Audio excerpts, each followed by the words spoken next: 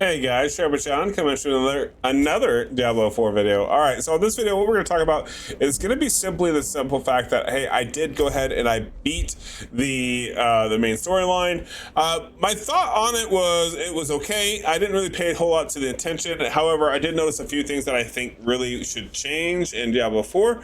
And yeah, let's go ahead and let's talk about it. I'll tell you my pros, cons, what I liked, what I didn't like about the storyline so far, and definitely leave comments down below. Let me know how you guys feel about the storyline. I know they are looking for feedback right now for more storyline stuff because it sounds like there's going to be 2 more expansions coming fairly quickly here. So we definitely want to go ahead and give them as much feedback about the story as we possibly can.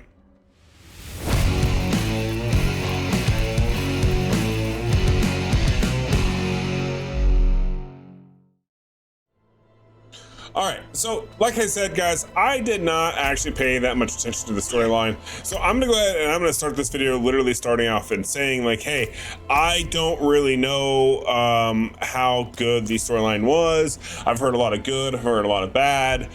What I can tell you is when I am the type of connoisseur when it comes to video games, it comes to a lot of things where I don't necessarily want an amazing storyline. Like I don't play Diablo games for the storyline. Right? Like I play Diablo games for in general, the grinding aspect of the games. Like that's what I enjoy the most when it comes to gaming. So I don't really care so much how good the storyline is or what we got going on. What I care about is okay, how does the game feel? How do the mechanics feel, right? That's what I'm more interested in than anything. So I can't really sit here and say, yeah, I think it's great, like what they've done with the storyline, because I don't know. I didn't pay attention. My goal is, I'm sure one of our lovely other Diablo partners will go ahead and release a video that'll summarize all the storyline or just have all the clips in a row. I don't know. It seems like an easy enough video, so somebody would probably make it. But I'll watch that to catch up because I can't be bothered right now to stop what I'm doing to watch these cutscenes, in my opinion. Because I'm just having too much fun, and I don't want that to end. All right, that's all. Nothing wrong with that.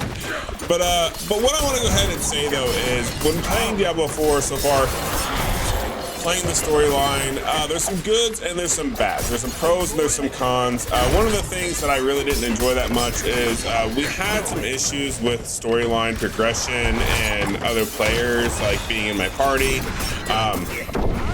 For example, Kaylin, my fellow guild member, she played all the storyline with me, right? So with that being said, she did a lot of those same quests as I did. And unfortunately, she did not get full credit for it because of whatever glitch it was, right? Like this isn't a, I shouldn't say this is a unknown glitch. It's kind of relevant. People already know about it. This hasn't been fixed yet.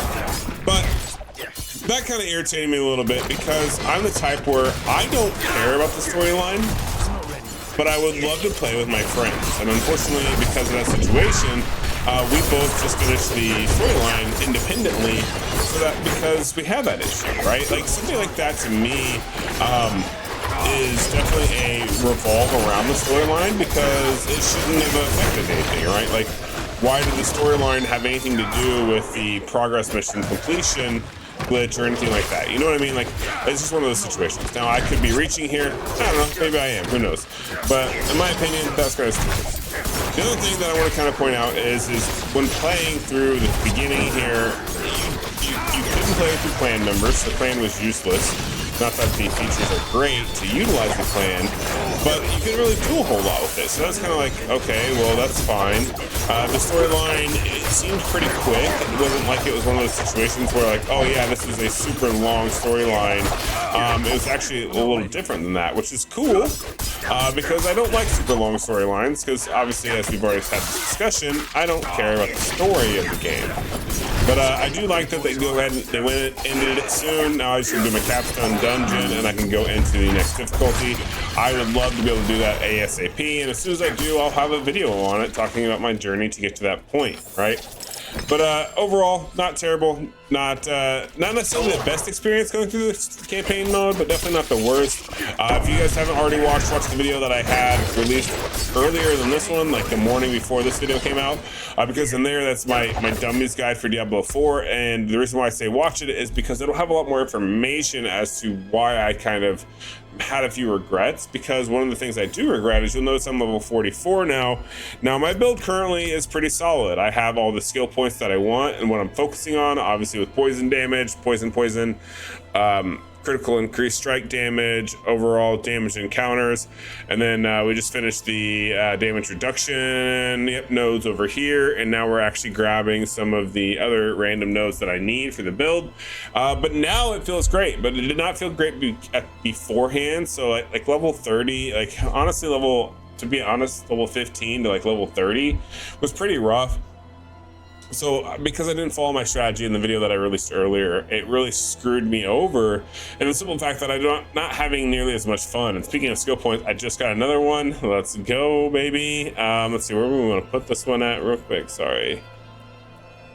Just gonna hijack this video for a quick rigmarole here. No big deal, no big deal. We'll go, well, you know what? Let's get the ult recovery, I think. What is it? Let's see. We'll just go with up to 10% to gain 8 energy. Yeah, let's just go with after using an ultimate skill, restore 25 energy. We'll take more damage because, especially after using ult, anyways, you probably want the energy for example, for like puncture. So that's probably a good one to go with. We'll take that one for now. But yeah, it's just one of those situations where like, because I was such a high level at the majority of this fight, it really screwed me up where I couldn't do as much as I really wanted to because my stats weren't there, because I didn't have the skills needed. And with the scaling, it doesn't matter, right? So it's just one of those situations where staying at a lower level just worked out better. I don't really like that aspect of this game. In my opinion, that's a negative connotation, not a positive one, because you shouldn't feel like punished for exploring and having fun in the game because you don't have enough ability points, right? Because let's be honest, when you're looking at a lot of these trees, your first two, right, your basic and your core are going to be the fundamentals. Your agility skills, sure, that's your dash, it's your speed. These aren't really necessarily a must-have right from the rip. Neither are your subterfuge, right? So these two trees here, even though they are good, they are helpful. I'm not going to say they're not. I'm not going to downplay them.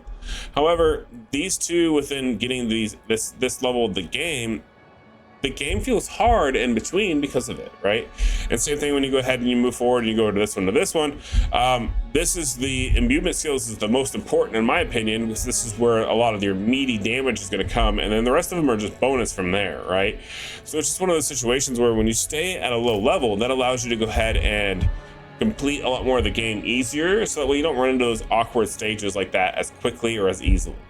But yeah, overall though, I definitely give Diablo 4 a very high rating. So far it's felt great. I'm not bored with it. I'm having fun. I haven't got a character to 100 yet. It'll probably be a while, and I'm okay with that. I'm not rushing personally, so definitely hope you guys aren't rushing it at all either, because I don't know, just to know that that's going to be something that's helpful for you, right? Like, you just paid $70 for a game, like, enjoy it, right? Enjoy it. Have a little bit of fun. Check out some other builds, check out some other classes. Basically, for all of you that don't understand this concept, this is pre-season. Season 1 is going to launch within like the next month. That's when it's going to count. Even though this is a release of Diablo 4, full game's out. Until you get to seasons, that's when it matters, right? That's when changes start happening. That's when they have balancing, they have tweaks, so on and so forth. And yeah, so now's the time to play and do everything nice and slow and steady. Don't burn out. That way you can be prepared for the seasons and the upcoming seasons.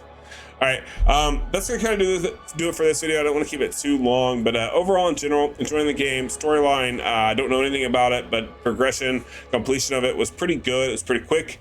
That to me was perfect. If you're those type of players, I'm definitely gonna be a content creator you want to see. If not, sorry guys. I'm sure I'll catch up on the story later on. But yeah, that's gonna do it for me. Have a good rest of your day. Peace.